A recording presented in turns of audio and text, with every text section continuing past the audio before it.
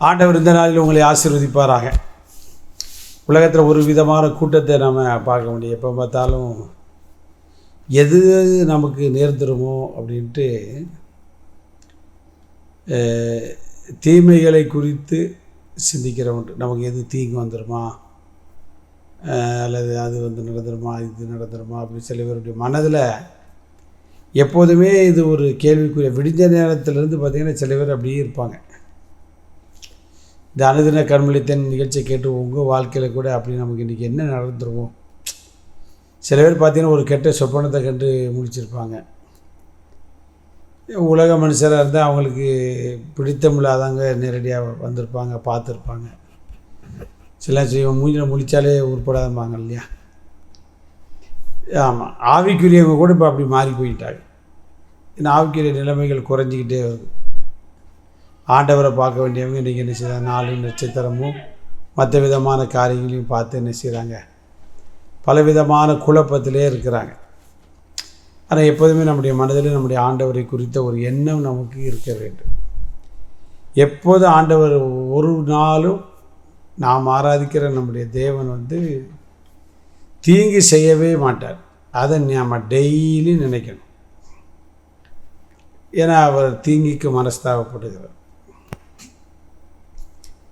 யாபேஸ் அதனால தான் ஆண்டவர்கிட்ட ஜெபம் பண்ணும்போது அப்படி தீங்கு என்னை துக்கப்படுத்தாதபடிக்கு அதுக்கு விலைக்கு காத்துறோம் என்று ஜெபிக்கிறத கூட பார்க்கணும். ஒவ்வொரு நாள் நம்ம அப்படி ஜெபிக்கலாம், ஆண்டவரே தீங்கு எதுவும் வராதபடி காத்துக்கொள்ளும் அப்படி.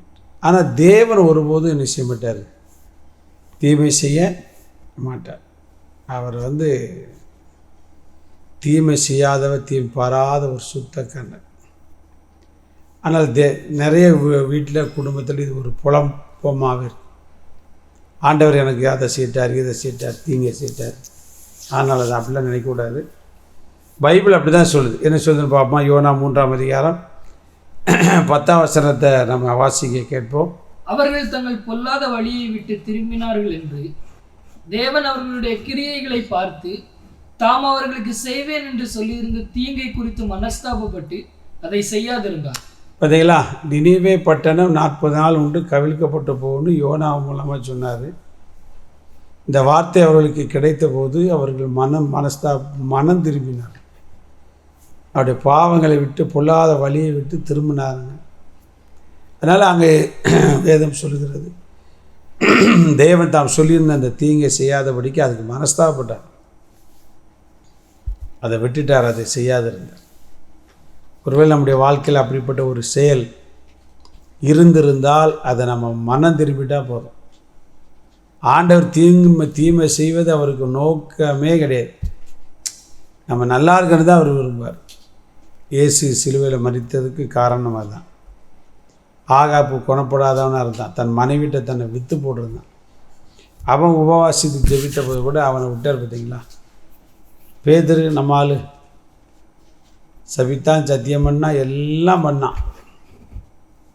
அவன் ஆண்டவரை தேடி வந்தபோது அவனுக்கு ஆண்டவர் தீமை செய்யும், அவனுக்கு தான் பயன்படுத்தினார். ஆனால் இந்த நாளில் உங்களுக்கு தேவனும் தீமை செய்ய மாட்டார், யாரையும் தீமை செய்ய விட மாட்டார். தைரியமாக ஆண்டவருக்குள்ள மகிழ்ச்சியாக இருங்க. God bless you.